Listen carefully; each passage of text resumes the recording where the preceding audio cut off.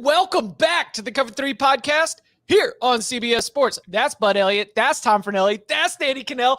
That's Dennis Dodd, senior college football columnist for CBS Sports, CBSSports.com, a frequent contributor, guest, and friend here on the Cover 3 podcast. Thanks to all of you that are joining in on this conversation live at youtube.com/Cover3, on Facebook, wherever you are getting the Cover 3 podcast. And if you're listening to this after the fact, you have an opportunity. You have an opportunity to still be a part of the show, still be a part of the conversation, and that's going to be through the big old bag of mail. That's right. Mailbag episodes continue to pop up frequently in our schedule in the offseason. If you go and leave us a 5-star review, then in that review, put your question for a future mailbag episode. We'll grab it, we'll throw it in the bag, and we will tackle it in a future mailbag episode. A lot to get to today. Of course, we want to focus on Dennis's expertise and a lot of the hard work that he's been doing tracking the moving pieces throughout all of college football. We reference your work too many times, Dennis, for us not to have you on here outright. So before we start to dive into things such as some of the rule changes that we are currently debating or we might see in college football, what those rule changes and the other shifting landscape within college football playoff expansion, and also, your annual attendance report did not come back with some great news for those that were thinking that we were going to have a massive bounce back from obviously a 2020 season unlike any other. So before we get into all that, I just want to say that, Dennis, you've been hard at work, you've been grinding, you've been on the phone. How are you doing here at this point in the college football season? What's really got your attention here in early March? Doing great. Ready for spring practice, ready for the tournament. I try to plan my trips around, or my regionals around places I can go for spring practice. And in the Final Four, trying to line up Brian Kelly for New Orleans. See if I can dance my way over to Baton Rouge and change my accent a little bit and get in good with him. But no, just doing great. Just ready for some ball. You've got a good relationship. Well, you've got a relationship with Brian Kelly, right?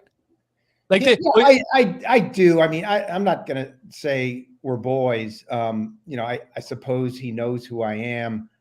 Brian Kelly Well, yeah, he does. After that playoff semifinal loss, yeah. Well, you came at me like, hey, so what was up with that? And then he went off on everything that had been stewing in his not his little brain, in his very big brain, ever since that game got started. It felt like he was rip roaring ready to go. I forgot about that. Yeah, that was like a question that had to be asked, but he was ready to unload.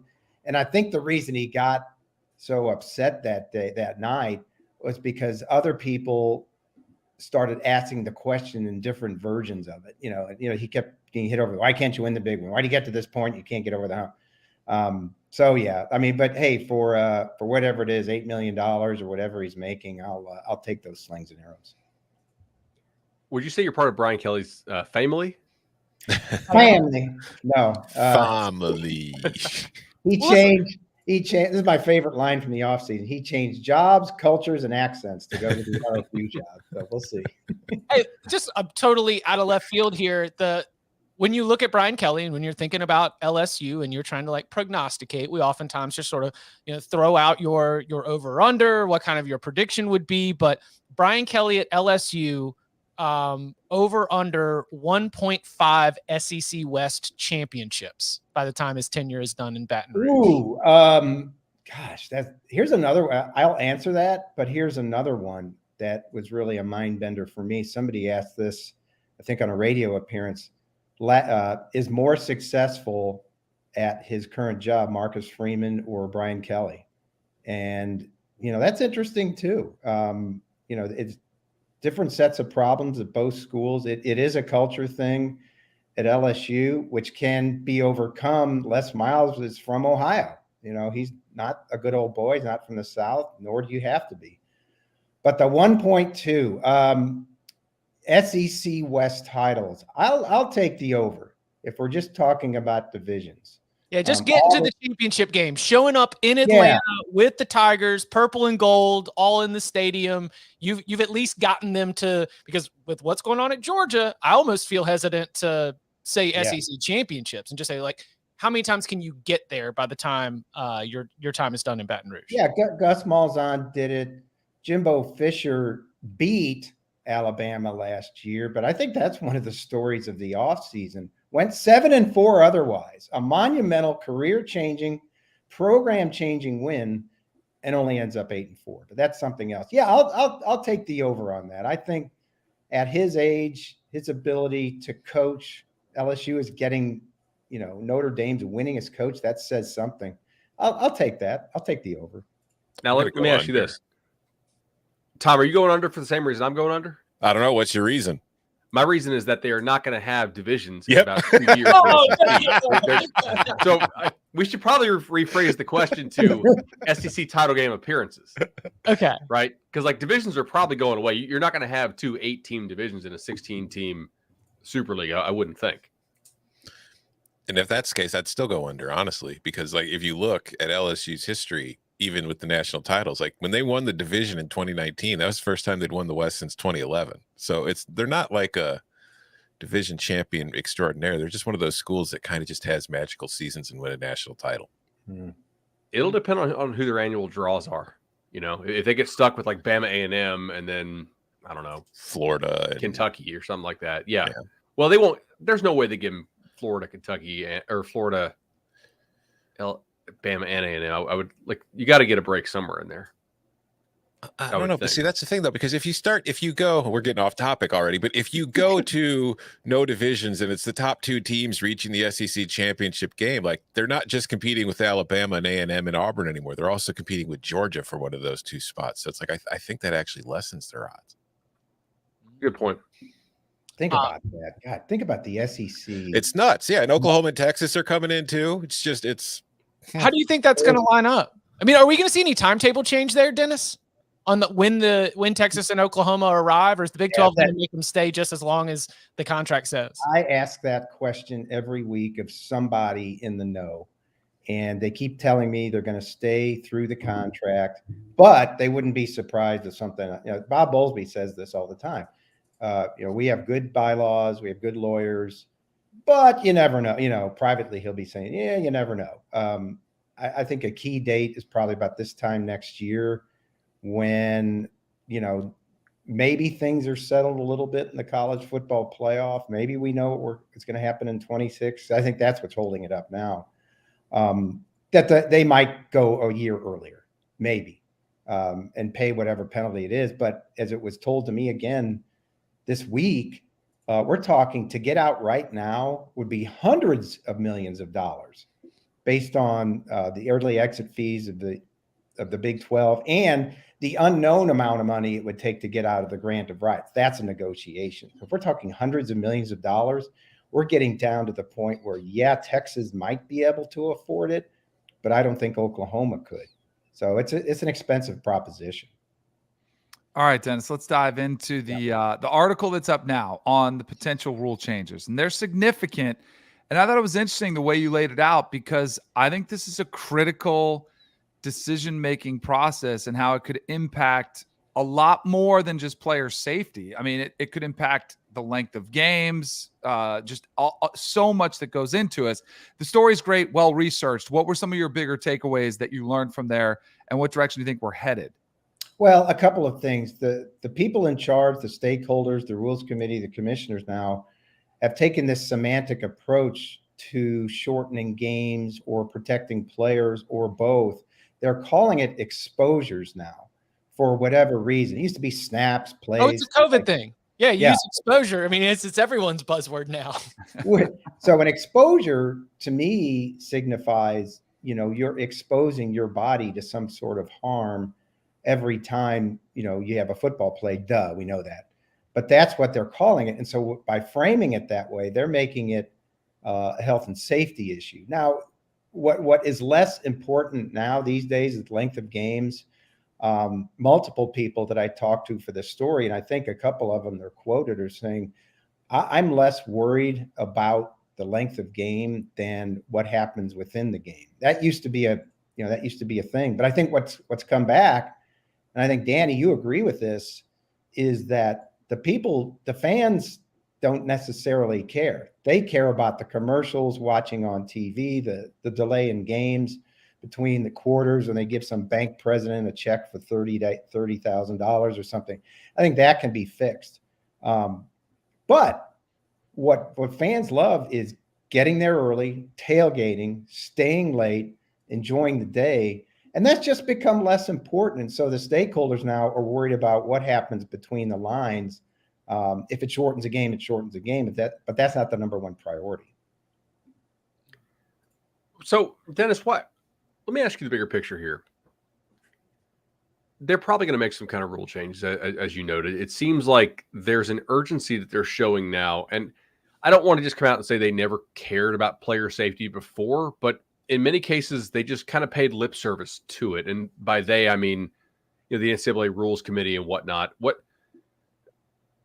Why now? Why do they all of a sudden care about player safety so much? It's a liability thing. They won't admit it, and the commissioners I talk, well, that's not really part of it. It's a big part of it. I call it the leaky roof theory. You buy a house, and let's say it has a leaky roof. You tell the owners that before I buy this house, you got to fix the roof. So I think before college football goes forward, particularly college football playoff, in whatever form it goes forward in, has to fix the leaky roof. Not many people know this. Still, there are dozens of head trauma lawsuits going on all over the country, targeting schools, the NCAA, millions and millions of dollars. It's a reason that I wrote a story last fall about how the Rules Committee is not going backwards on targeting. We hear all this criticism about targeting. What's not going to happen is to make the penalty lighter. And I think the people in charge are particularly against this flagrant 1, flagrant 2, because it is going to delay the game more. But they're not going backwards on enforcement of it because they're worried about liability. What these trial lawyers have become savvy at, all the research is out there. They now can trace, what they call NCAA negligence on head trauma and student athlete welfare back to the 50s, according to them. If you go backwards on targeting, if you don't address this right now, then you're going to end up in court for years and years and years. So as college football moves on, as college football transitions to oversight, I think, by the college football playoff, I think they've got to get this piece of it fixed, whatever fixed means. We don't even know if this is going to work. It looks like it might work. But I know I've talked about it with Danny, that, boy, the first down thing is going to be huge. Mm-hmm. It's what differentiates college football from the pros, and the pros fit nicely into that 3-hour window every Sunday and throughout the week. Does college football want to be that? And in 2006, when they tried to do something similar, it was an absolute disaster. Scoring went down. And I'm talking about, you guys remember this, when they started the clock inexplicably when toe met leather. That, and they shortened half times, which was fine. I think over time they forgot about the halftime thing. We know that. We go to games. It's as long as it is. But that one thing made games shorter. They dropped down to 64 plays per game. That's an NFL pace. It was the lowest scoring season still since 1991, and they completely changed it the next year. This is a very delicate, these are very delicate rule changes that have to be well thought out. So, Dennis, I want to kind of pull on that string a little more. You said like the leaky house theory or the leaky roof theory. In this scenario, obviously the house is the game of football. Yeah. But who is the buyer who is looking to take this over? Right? Is it just like are you just is there an existing party or is there a new buyer coming to take over governance and inherit the liability for the game of college football? Like that's interesting to me. Yeah, we know from the Transformation Committee, the NCAA rewriting the Constitution, that Division I, and particularly the Power Five, because that's what the whole thing is about, is going to be running the sports if they don't now. As I said, the college football playoff in its next iteration, I think, is going to be the overseer. They are going to be on the clock, responsible for one example: postgraduate health insurance. The Pac-12 has it now. They have a really good situation going there for their athletes. But I think there's going to be a lot of pressure from federal types, from Congress, and from people like the Knight Commission. Okay, if this is all you now, you're responsible for these kids, and that's part of that. Because this bubbled up, guys, from Greg Sankey says it bubbled up from the Football Leadership Conference last summer from the SEC. Particularly, the commissioners all met together in Las Vegas in December at the National Football Foundation dinner in Las Vegas and started putting this thing together to push through. On the Rules Committee, which can only change rules every other year. This is an active year where they can change years. So I think that has a lot to do with their thinking as stewards of the game. I just don't think it's a front burner item by the public because there's still, again, a lot of these lawsuits that tend to sink, athletic departments and already the NCAA into a legal morass. So you say that they can do it every other year, and this is a year where you can change rules. So if they implement the rules, like the first down rule, if that goes in, and then as the season starts, we're a month and a half, 2 months into the season, and it's like, oh, wow, this is really drastically changing how many plays there are per game. We're seeing far less points scored, far less excitement, blah, blah, blah, everything that's bad. Can they then rescind that rule after the season, or would they have to wait? Would the rule have to be in place for 2 years before they can rescind it? That's a great question. I don't know the answer to. That's a great question because in 2006, they were able to change rules every year, and they did. So I don't know the answer to that. That's really interesting. If we get stuck with bad rules, are we stuck for 2 years? I'm going to make that call when I get off. Thanks, Tom. That's good. No problem. And the thing that's interesting about that is it's not a subjective rule. Like it's got to be if there's one thing, if you said, hey, we're going to emphasize targeting or something like that, the officials could just stop calling that. But it's not like you can just stop implementing the rule. This one's going to take place no matter what. So that it has a lot of severe implications to what it could mean. So yeah, I think there's something else to think about here too in terms of the effect of the rules. And we're talking about on incomplete passes, having the ball ready for play, the clock starts. In other words, the referee has the ball, spots the ball, ready to go instead of the snap on incomplete passes. They changed that rules for runs out of bounds in 2008, and the game was largely unaffected. In fact, plays per game obviously went up from 2006.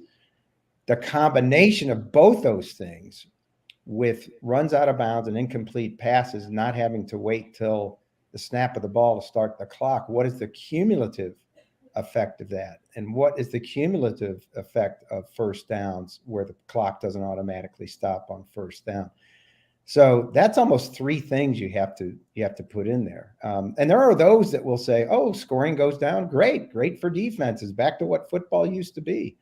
But I think if it gets too restrictive and if there aren't enough plays to get in, I just personally think that's what makes college football, more unique. And I think you have, more better finishes and more points in the end because of that. What a coach! Have you heard? Oh, go ahead.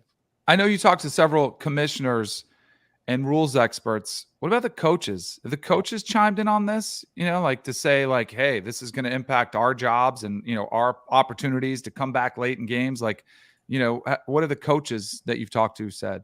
Yeah, I talked to Todd Berry, who's the executive director of the American Football Coaches Association, and they kind of have a neutral position on it. I think if you go from coach to coach and ask them what they want to do, if you went to Dave Clawson, who has run an average of 86 plays per game the last 3 years, he might have something to say about it. And I did not talk to him. But as Steve Shaw pointed out, the delicate balance, and Steve Shaw, the secretary rules editor of the NCAA Rules Committee, he pointed out it's really hard because it's not like the NFL where everybody's just kind of the same. You're talking about impacting everybody from Wake Forest, who's run 86 plays per game on average the last 3 years, to a Navy who's run, I can't remember the exact number, 59 per game. And we know why, because of the option offense. How does that impact both of those equally and fairly? It's a really interesting question. And I'm not really do you think that's actually is that a concern? of the rules committee, or is it basically just like losing let the chips fall as they creativity, may, reduce losing the liability? ability to have different styles? Like you would actually Yes. homogenize the way that the game is played potentially with these changes. I don't know if it impacts Wake Forest as much as it would Navy, because Wake Forest, one of the things about the 2006 year is that many people say, and there's no quantitative evidence, that kind of ushered in the tempo, or at least the levels of tempo, because coaches who were running it then, well, screw this, we're going to get our plays in. Guys, get up, we're going to go, we're going to go fast, we're going to go tempo to combat this rule. I think the way what we're talking about, it would really impact Navy more, because they start running 49 plays per game. Do they have the ability to come back? Do they have to pass more if they are behind? Maybe that's the next story. Get Dave Clawson and Ken Nui-Matalolo in the same room and have them talk about it. Have them strike up some kind of agreement on how we can do this. So I know we had discussed on the show prior the different conferences' objections to expanding the college football playoff. And I kind of wrote the ACC's player safety objection off as just kind of lip service and an excuse to stall to try to ultimately throw a Hail Mary and land Notre Dame or some type of different TV deal. But is the ACC just kind of taking the bullet for the rest of these guys and throwing up the flag and saying, hey, player safety, but actually meaning it from a liability standpoint? Like, is that one of the reasons we are not expanding the playoff, because they want to try to make a move to say, hey, like, we're not playing more football, we're playing less football, and then we're expanding the playoff so that we're kind of net as opposed to expanding out and playing more snaps with more football being played in the playoff? Yeah, I think I will take them at their word on the Notre Dame thing. They've been asked that directly, Jim Phillips, and he said that's absolutely not a factor. I will take them at their word, because I don't think delaying this 2 years helps Notre Dame get into the ACC, if that makes sense.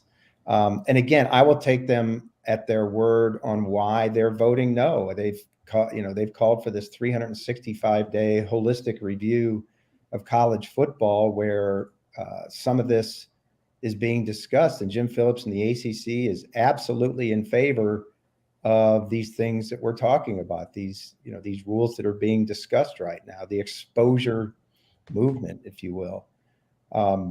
So that's why they voted against it. I think it's nothing more than that. The coaches are on board. We know publicly Dabo's, no more football. Pat Narduzzi's on record as saying that. I think Mac Brown is as well.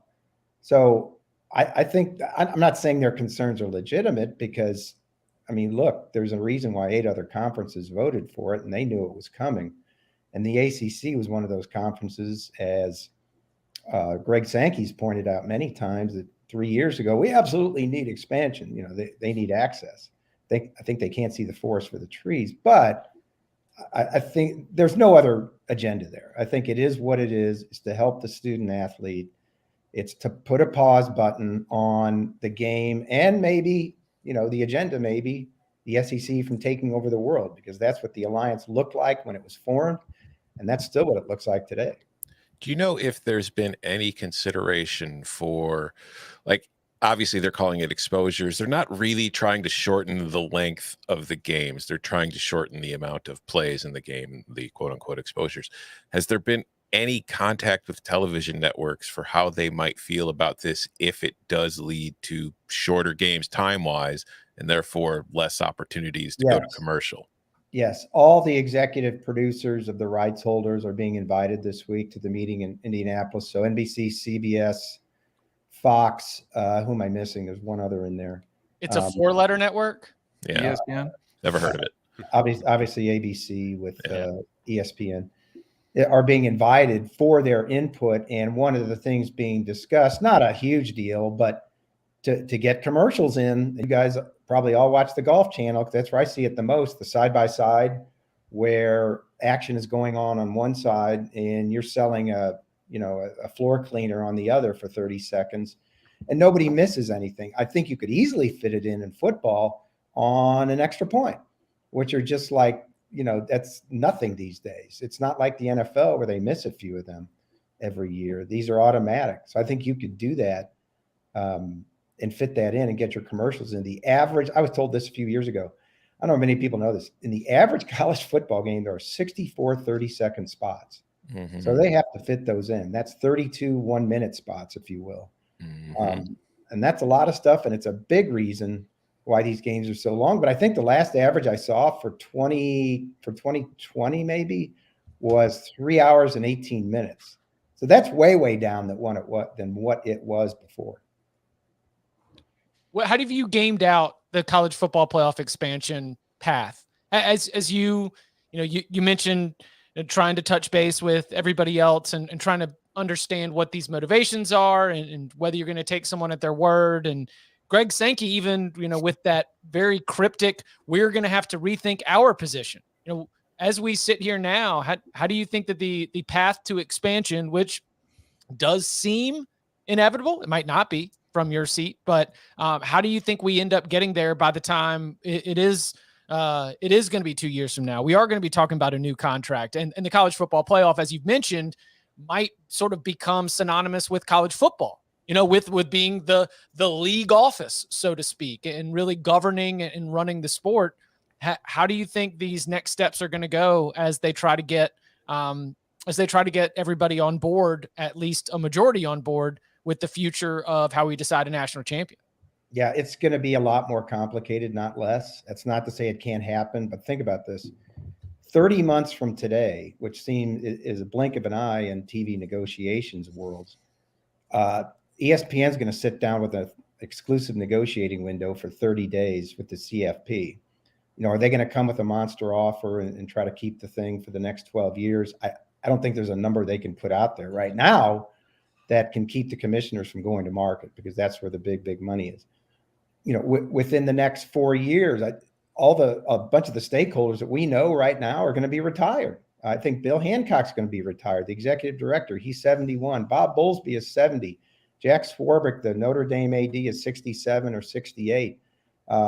Craig Thompson, who was on the subcommittee that formed expansion from the Mountain West, is 65.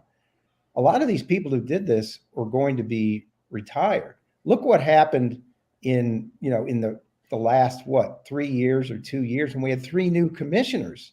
That's the reason why we don't have expansion. So they've got to be brought up to speed. And then I think one of the biggest things complicating expansion by rubber stamp in 26, do we all, agree that by then players in some sort of fashion are going to be compensated, maybe have collective bargaining rights?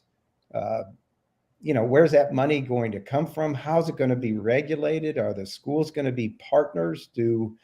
Does football and men's basketball separate and just, pay the schools a license to wear their jerseys so they can be paid and get out from under Title IX so they don't have to deal with that? All that's going to come into play in the next 4 years. So that's why I think a lot of this, I'm not saying it can't happen. I just think a lot of things got to be worked out before they even start to think about expansion in 26. With some of these rules that we discussed a couple minutes ago, I think there's some debate. Like I was blown away that most fans, I put out a poll, like, are college football games too long? And 66% said no, said they're good. Now they did clarify in the comments that the ads are too long. Like get rid of the ads, but give me the same amount of plays. So they don't want the rule changes to speed up the game. They want to get rid of the ads, keep the amount of plays the same. But on an area where I think, and I haven't done a poll on this one, but just seeing the dialogue that takes place when this is called is targeting. And I thought it was interesting because I want to be sure like what direction they were going this, because I agree with you. You can't just undo it. But flagrant 1, flagrant 2 is something that has been brought about a lot. I do think there needs to be a better solution than what we have. What do you think happens with targeting in this cycle where we can change the rules? Yeah, that's a good question. And again, I delved into that last fall, and I guess the answer I got is the coaches, or at least the AFCA, is in favor of flagrant 1, flagrant 2. Steve Shaw, who again is merely the secretary editor of the Rules Committee, and they are subject to feedback from the AFCA and other sources, are against flagrant 1 and flagrant 2 because it would delay. It would put more pressure on replay officials and officials to make that call and delay the game further. They want to keep it basically as it is. It's a bang bang play. what do you do to, what happens to the person who's injured, or not injured, but the person who the foul is against? Do you lessen the penalty? And that's what that's really dicey, or do you do something as simple as, okay, if it happens in the fourth quarter, are you kicked out of the game for the rest of that game and not the remainder of the next game? Because that's what it is right now. And that's what they have to discuss. Again, the optics of that is, if it happens in the last minute of a fourth quarter and that's all he misses, then what are you talking about player safety? You're not incentivizing conduct by the players. So that's stuff they have to discuss that I don't think they'll go back on. I wish there was a way, because I think the penalty is too severe in most cases. You see, but it clearly, by the rule, the officials are getting the call right, targeting, ejected. I wish there was a way they could take that time and do it at the league office, but then you have who doles out the punishment then and decide, all right, then you could take all the time in the world, judge intent. Is this a half? Is this a full game? But it doesn't solve the problem in the immediate sense, because there's going to be controversial targeting calls. And if you don't slow down the game and look at them, you could get it wrong. And then they look back on it. They're like, yep, we missed it, but you had to call it in the moment. So it's a complex issue for sure. I'll do it. Yeah, I would do it too. I'll do it. I'll be the NCAA, whoever's in charge. I'll be the replay for targeting guy. You just send it to me. I'll be in a booth somewhere and I'll be like, flagrant 1, flagrant 2. Right. Just move on. I'll do it in 10 seconds. I'll do it with you. I think it's pretty clear cut too. The last time we gathered in Destin, Florida for the SEC spring meetings, Steve Shaw was there and he got all the reporters in a room, and we actually got these elaborate clickers, and he showed us reviews, showed us targeting plays. Okay, right now, what's your call? Boom. And I was so flustered. I think I got 5 out of 12 right, or what was perceived to be right at the time when they made the call. And it gave you a new, I guess, appreciation for how tough it is for these guys. You can slow it down, and they inevitably do on these plays to show, oh, it wasn't intent. The guy moved his head. He's in the way. I don't know what the answer is, but I think largely it's going to be kept in place like it is. But that's it. They've got 1,000 rules they have to enforce and be aware of. If I just only have to be aware of targeting, sitting in a booth, and know the rules inside and out, I could do it really quick. Maybe that's the answer. Add a targeting person in the booth. Mm-hmm. But I know what Dennis is talking about, because when I was at ESPN, he did the same thing. He presented it to all the broadcasters. So so you didn't go too harsh on the officials. There are some that are very tricky, and it's one of those things with replay, even in calls, is it a fumble or not? You see some and you're like, well, I can make the case either way or another. It isn't always a slam dunk. I'm with you, Tom. I feel like you can nail it most of the time, but there is that, 3% of the time where it's a little bit confusing. What do you do? And those are the ones that cause the most problems usually. Bud, you're muted. You're muted. Well, okay. Sorry, the kid was screaming downstairs. He doesn't like the show. Hey, Leo. Yeah, You can go back to he's watching live now. downstairs. We're homesick from school today. Tractor.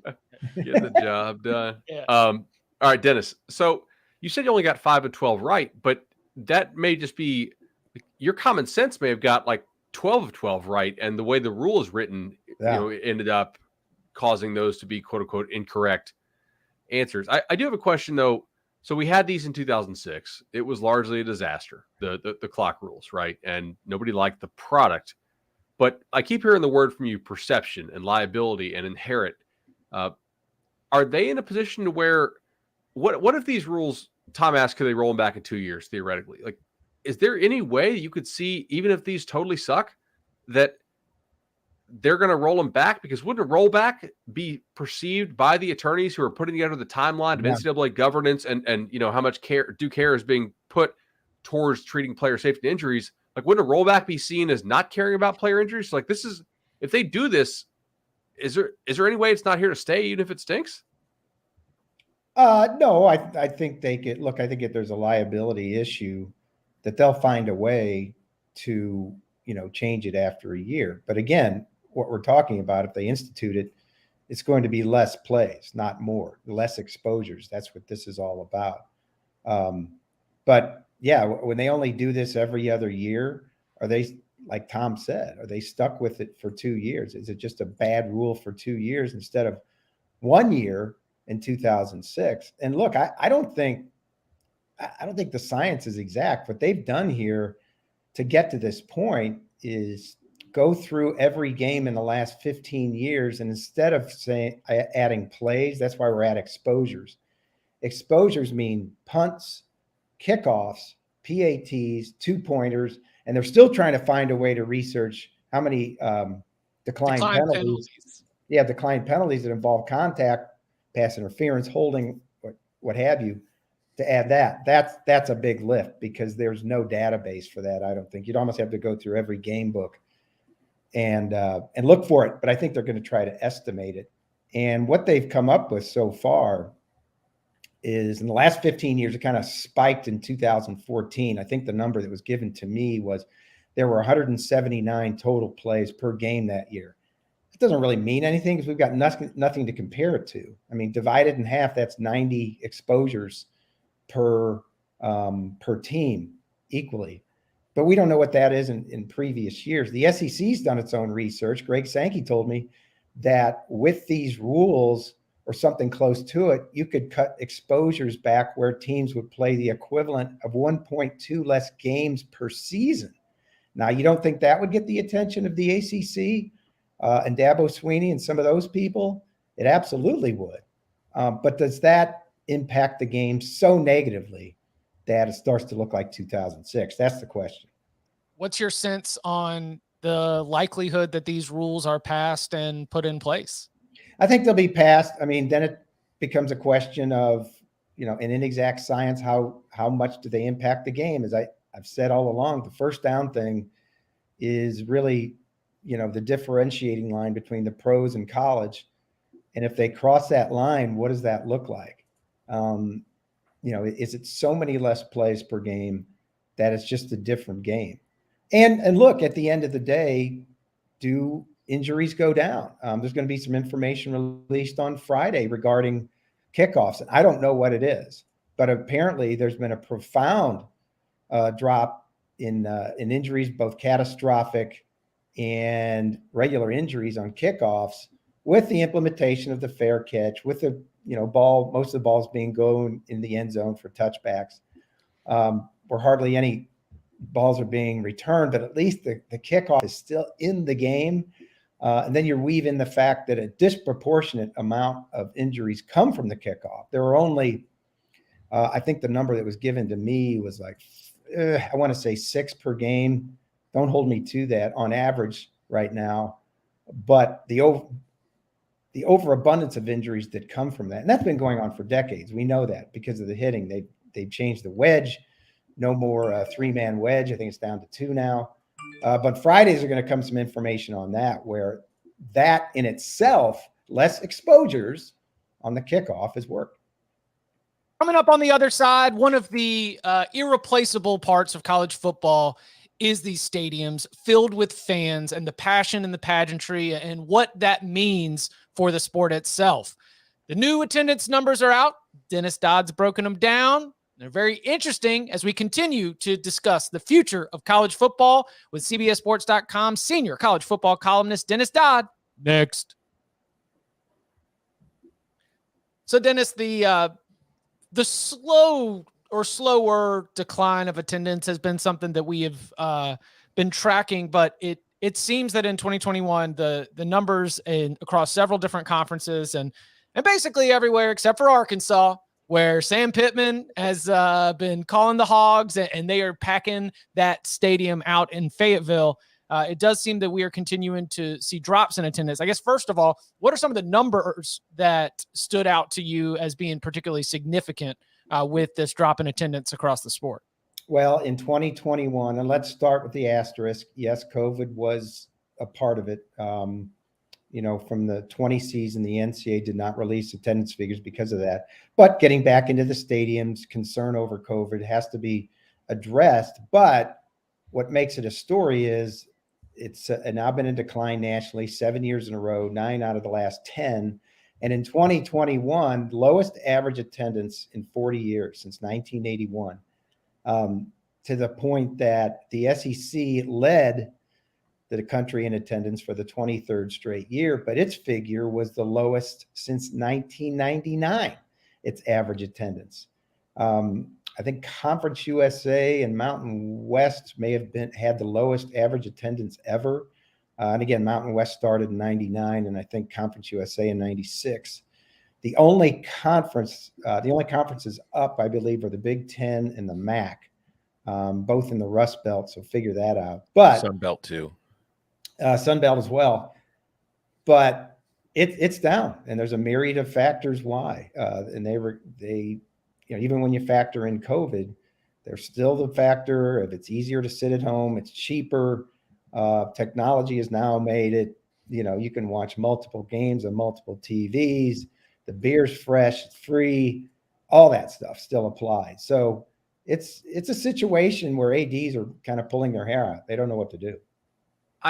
I do think there's an element here where you have to be able to replicate some of those creature comforts of home in the stadium enough to approximate what you get at home. That way, the special experience of the in-stadium shines through. And like I would make an analogy to like national parks, right? You're not going to get Wi-Fi and hell, even much cell service national parks, but you really can't approximate like going to Yellowstone or going to the Grand Canyon just by watching it on your TV at home, because the enormity of it, just the physical, presence of it. But I mean, if you have a family and you want to take them to a game, almost any other event that you go to nowadays, they're going to have Wi-Fi. They're going to have decent cell service. And, like maybe my kids don't want to sit through 4 quarters of a game. Maybe my wife wants to be on Instagram, hitting up her friends in the third quarter. At a lot of stadiums, like including Florida State, who I was with as a fan last year, went to a game. You can't do that. The cell service sucks. They don't have Wi-Fi there yet. And I think increasingly you're going to see people not go to games if they can't just get the communications part of that correct. Additionally, like even if you don't have an issue of, I want to bring my family to this, to the game, and like maybe my kid wants to be on his tablet for half, right? Like for me, that's fine, because it means I get to go to the game as opposed to getting a no from my wife, right? So, okay, screen time, whatever. I still want those creature comforts there. Danny, I mean, you know all about that too. So the other thing I think is, think about back to when we were students, right? It used to be, hey, we're going to go to Ken's after the game. That's the thing, because we didn't have cell service in Doak Campbell, right? And like, we had a brick phone anyway, so playing Snake on it. And Danny, you guys didn't have cell phones when you went to school. Like, it's not an old joke, but like nowadays, kids communicate constantly throughout the game. It's an issue that they'll leave the game for if they can't Snapchat each other back and forth and make plans during the game about where they're going to go. So I don't know. I think a big part of this is these stadiums are behind on letting people communicate and consume the way that they do at other venues. And it's not an irreplaceable product. It is a product that is fine to watch on TV. They're behind, but they've gotten better. You telling me about a Power 5 program like Florida State not wired this day and age is surprising. I remember a few years ago visiting the University of Washington, where they made a big point to tell me, like, they were doing upgrades on the stadium. They had like these cell towers. They looked like robots at each corner of the stadium to make sure the stadium was wired. And this is in Seattle. This is one of the biggest technology cities in the world. I thought all schools were wired. I mean, they have to be these days, Bud. You know that. I go back to the story of a few years ago when Michigan State, Iowa was playing at Michigan State.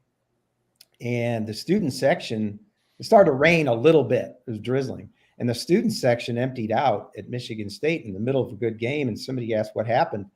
And the answer came back, well, their phones got wet. They went to the bars. They can't communicate. And it's a little thing like that, but a big thing that keeps people away. You've got to be not only wired, but really wired. I mean, it's surprising to me that the country is not fully wired for broadband. So when we get into this discussion about, well, is Apple or Netflix going to jump into rights fees? That's one big reason why they haven't. When you can't get your product to the entire country, that's a problem. And when you can't wire a stadium, you're just asking people to stay away, because you're asking them to be offline with friends, with babysitters, with husbands, with wives, with friends, being able to post stuff. Sports books. Sports books, absolutely. Although I will say this, and this is a different tack on that, I ask about the gambling portion of this.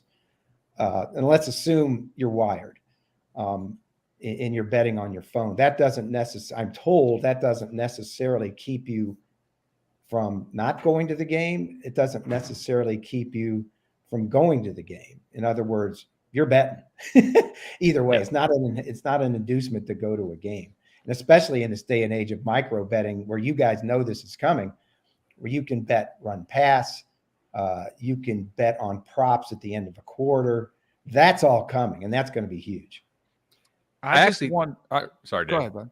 Well, on that point about the betting thing and the time of game and tying that all together with attendance, I almost wonder if you really wanted to juice the product and tie this thing into betting hardcore, which they won't do this, but They won't. just make it a mandatory 15 seconds between plays. Like, you could not snap the ball 15 seconds after the last one. It's a consistent thing. And that way, like, you could load up what's the next play, run pass, like, result of next play type thing. They would really play, and you could run 15-second micro advertisements between each play, split screen that thing. That sounds like hellscape to me. The technology is there. I'll tell you. Yeah. Last fall, my friend Chris Bevilacqua, who's one of the sharpest TV consultants in the industry, he created CSTV, which is now CBS Sports Network. Went all in on this company called Simple Bet, and what it is basically the technology to be able to do that. Don't ask me to explain how when you have buffering, issues, but this is supposed to be that platform that allows it, to makes it equal. Is it too dramatic to say it's just not going to reverse? Like, I look at all the issues that are there, and if I was from the university side or the, that's how I would be like, man, I'd be trying to downside my stadium, or downsize a tent, like in this era of expansion, putting in more, because you get a pretty good pulse through social media. It's expensive. Like, that's the one thing I always get is it's really expensive. It's more than ever to go to the game. Ticket prices, the hotels are jacked up, the flights are jacked up, and college towns aren't exactly easy to get to. And then the oversaturation of TV options. Like, I know for me, when I when I was calling games and I had to be there, so that was the closest I got to being a fan. You had to be there a couple hours before to prep, so you're there earlier tailgating. So if I called a 3:30 game, I'd miss a lot of the 12 noon games. That maybe there were some good ones. I'd want to see a Big Ten showdown. Then I call mine. It's the only game that I see. Then after I'm traveling home, it's like I kind of missed that one, so I get home at halftime. And now if you sit at home, you can have your game on the main screen. You can watch every game all day long, which diehard college football fans really want to do. So I look at this trend and I think, yeah, it's concerning and it's alarming, but I don't know if there's a way to reverse it, despite all the great ideas and bells and whistles and wireless, and you could have screen. Like, I just don't know. I'm like shrugging my shoulders saying, I don't know what to do. And I don't know if there is a solution. Yeah, I don't know either. On the stadium issue, it's easy not easy, but easier in the pros, because if they want a new stadium, they go lobby the city or the state and, build one from the studs up. You can't do that on campus and build a boutique stadium that fits demand at that time. You're in general, bordered in or held in by a footprint of the college. There aren't places you can just go build a new stadium. And you're right. These days, if ADs had their ways, they'd build smaller stadiums, as some of the pros have, and create a demand for a premium ticket. Mm-hmm. Then you can build in those amenities where you feel you are more like home. The colleges are trying to do it now with club seating and club bar areas that, helps to get there. At Texas, they have taken that San Jacinto Boulevard, which is the main street that runs past DKR Memorial Stadium, and created into a game day experience, which should have been done years ago at Texas, considering how bad the football is. But it keeps people engaged, gets them in there. And look, all of it, at the end of the day, sometimes is a function of winning.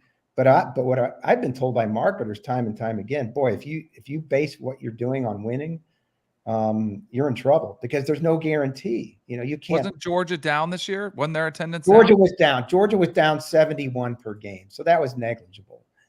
Sanford Stadium was sold out basically every game. And I can't explain why the 71. So I just kind of throw that out. Yes, Georgia was Georgia. They filled the stadium, but Alabama was down. Texas was down. The reason Arkansas was up is because they were very successful. 2 years before, they were 2-10, and this year in 2021 they beat Texas for the first time in Fayetteville in 40 years. And if you want to buy Arkansas stock coming up, because this year in 22 they got Alabama, Ole Miss, LSU, and Bobby Petrino coming in with Missouri State. So a lot of it, again, is a function of who is on your schedule. But that doesn't explain Rutgers being right there, too. I think they were up 15,000 per game. I think they had Michigan at home. Michigan has alumni all over the place. But Rutgers, in a slightly improved season, was way, way up.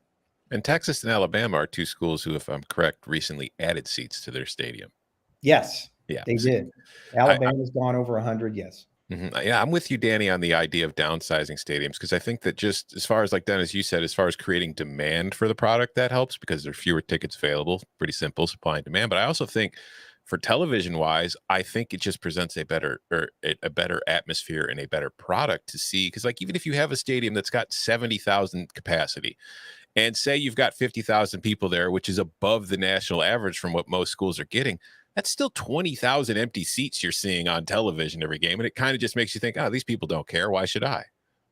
Yeah, my unrealistic, way too expensive stadium plan is less seats, cushions on every seat, and just like an airplane, a TV screen on the back of the headrest in front of you so that you can click around and watch other games. Again, it seems way too expensive, but if you really want to create the at-home environment in the stadium, make the seats more comfortable, allow a second screen option beyond even what's on their phone, something that's built in and doesn't rely on cell service, and just understand that maybe their eyes won't be on the field for every single play. Yeah, and kind of look at what like movie theaters were doing even before the pandemic. As less people were going to movies, it's like, just like you said, Chip. We went from like little theater seats to more like recliners in all these movie theaters where you just showed up and you could just sprawl out. You can lean back and chill for 2 hours. You're seeing this consideration in real time at the University of Miami, where a big booster there named John Ruiz, he's a billionaire guy there, that is proposing building sort of either on campus for the University of Miami or somewhere close in Coral Gables, and much smaller than Hard Rock Stadium, say a 45,000 seat stadium, which really fits the demand for the University of Miami. And again, if you did that, you could charge premium prices, because there are 45,000 people that follow the University of Miami who would pay that. That's what your market research would show. But he's running into a lot. The footprint of the University of Miami, there's absolutely no room for something like that. He wanted to build a new stadium, I think, across the street from Coral Gables High. That went. Yeah, that's not going to happen for sure. No. But it's something they're considering and they want to do, and it's kind of come in this wave of Mario Cristobal coming in. So we'll see what happens. I mean, I don't think it's unrealistic that we go to more premium seating, right? It's hard to get people to, depending on how far away you are from certain metropolitan areas. Right? Like Austin can support expansion. Tuscaloosa is not a big town, but it's what, 45 or 50 minutes from Birmingham. A&M is, how close is that to Houston? I mean, it's under an hour. Hour and a half or so. Yeah. Is it an hour and a half? Okay. Yeah. I mean, I guess Houston's such a big area. That's still like that's a day trip, right? You can do that 7 times a year. Other stadiums are not that close to major metropolitan areas, and you can't pull that off. I think for those, go into more like the experiential type process, making it, hey, come to 2 or 3 games a year, premium product. I think for those stadiums, it makes more sense. Are they going to look to build a Miami's new stadium out there by that little private jet airport near the office in Fort Lauderdale, where they got the soccer stadium? Yes. Oh yeah, I've been there. Yeah, that's across the street from the office, guys. Yes, exactly. I was watching a match there on Saturday. Like I know exactly where I've eaten at a restaurant right behind those bleachers. Yeah, they got that little fancy. Wait, that bar? Quick story. That's where Michigan practiced for the Orange Bowl. And I was driving around one day and didn't know that. I want to see the soccer stadium. I'm a stadium guy. I just like to see venues. And I'm driving around right there, and I see their equipment truck, and I go, holy cow, Michigan's practicing. And I kind of slow down and make a circle in the parking lot to see what's going on. And I immediately get set upon by security, and I roll down the window, and he goes, you can't be here. I go, I know, I'm leaving. It's like, God forbid that some slappy see a play from Michigan's expansive playbook. Did Nakobe Dean sneak by security? Like, did you distract security while he slept in there? Because he was calling out their plays in the Orange Bowl. I had Dan Lanning ducking down in a seat behind me. So. All right, before we get you out of here, you've got a feature that will be posted soon, I assume, if not, but 22 things for spring practice, storylines, players' names, stuff that you're keeping an eye on. So just any one of those 22, what was one that, as you sat down to write out your different storylines for spring practice, what was one that sort of piqued your interest, where even in writing it out, you're like, man, I even cannot wait to follow this storyline here over the next 6-7 weeks. Yeah, if not at the top, if not at the top, one of the top off-season stories going into the springs. Lincoln Riley starting out at USC and what that looks like. Sort of a fish out of water, accomplished, but here's a guy from what is it, Muleshoe, Texas, or wherever he's from, Texas Tech guy, Big 12 guy, Oklahoma guy, going Hollywood. What does that look like? In USC, if the Pac-12 is going to have any credibility and get better, their flagship program has to be better. He hit the portal really hard, got himself a quarterback, Caleb Williams, got himself a receiver, Mario Williams, got himself, I think, a plug-and-play star tailback and Travis Dye from Oregon. And can they get good in 1 year? How does he assimilate to the bright lights of LA, of Southern California? Because when you're the coach at USC, we can talk about Clay Helton or Lane or Keesian or Pete Carroll. You can't be a wallflower. And that's at Oklahoma. Lincoln Riley there wasn't much media access to Oklahoma. You saw what happened when the student paper, saw the fact that Spencer Rattler wasn't taking most of the snaps after the Texas game, and Caleb Williams took over. He shut down practice shut down access for a week. Well, that hurt nobody but the media and the public who want to read about Oklahoma. So how's that going to work at Oklahoma? So I think that's the number one thing. Harsin at Auburn. I love stories where nothing happens. You could have written the same headline 1 week, Brian Harsin getting ready for spring practice. You could have written the same headline a week later, Brian Harsin getting ready for practice. Within those 7 to 10 days last month or whatever it was total upheaval. It was Java. It was just Auburn being Auburn. How does that work? Sort of just like Scott Frost. Brian Harsin, does he have 1 year? That's interesting to me. He is Dennis Dodd. You can follow him on Twitter at Dennis Dodd CBS. You can read all of his work at cbssports.com, including the feature that we mentioned earlier on the rules proposals that are being discussed and this week in Indianapolis, including the drop in attendance, the lowest in 40 years, and depending on when the editors put it up, at some point soon, 22 things for spring practice. It'll be there on cbssports.com as well. Thank you, Dennis. You can follow him on Twitter at Tom Fornelli. You can follow him at Danny Cannell. You can follow me at Chip_Patterson. Gentlemen, thank you very much. Thank you. Enjoyed it. Thanks.